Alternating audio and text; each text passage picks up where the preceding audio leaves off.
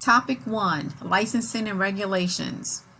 15%, 11 questions focusing on health and safety and responsibility of the licensee. We can have random questions over this information. And where do we find this information?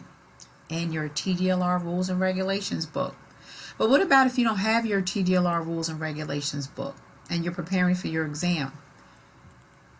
Go to www.tdlr.texas.gov, License Types, Cosmetologists, Laws and Administrative Rules. If you have your book, you definitely want to outline Chapter 1602, subchapters F, G, H, and I, Chapter 1603, subchapter C, 1603.102 and 1603.104, subchapters E, F, G, and H, 1603.352, and Chapter 83, 8320 through 83115. I want to share some of the information that we definitely need to go over in these chapters. No one wants to read the whole entire book when we are preparing for our exam. So we want to visit some of this information so that we have enough to do process of elimination. Like as an example, you're seeking your esthetician exam, but you may have questions about the eligibility of an operator or the eligibility of hair weaving license or wig or eyelash extensions or specialty shops. And what about license renewal? Continuing education, 4 hours of continuing education. And what happens after you complete your 4 hours of continuing education? You will receive a certificate of completion, which can stay on file for 2 years prior to your license renewal once you pay your fee.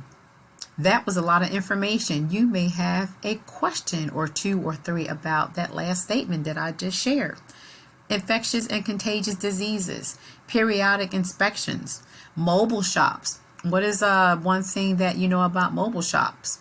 10 days to change your physical or mailing address for mobile shops. And since we're on days, let's talk about 30 days. 30 days to change your name, your address, or salon spa ownership. One of those questions that we see a lot.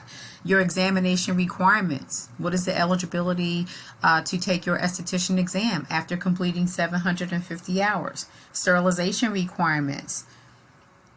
Responsibilities. Make sure you look at all the responsibilities, not just esthetician. And where to post your license once you are licensed. How big should your picture be for your license? So those are just some examples of some of the information that you definitely want to take a look at when preparing for your exam, focusing on these random 11 questions, 15% of your test. If you're wanting more content to prepare for your exam, please visit Quizlet. There are 2 classes there, Esty TDLR and Esty TDLR Exam Prep. Search for Miss G at Ogle, MSGATOGLE.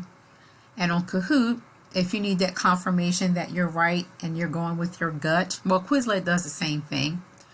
You're going to search for hashtag TDLR Written Prep. So again, if you're wanting more content, more exposure, and the key is exposure to content, please visit these 2 platforms to prepare for this portion of your exam. Next topic is going to be infection control.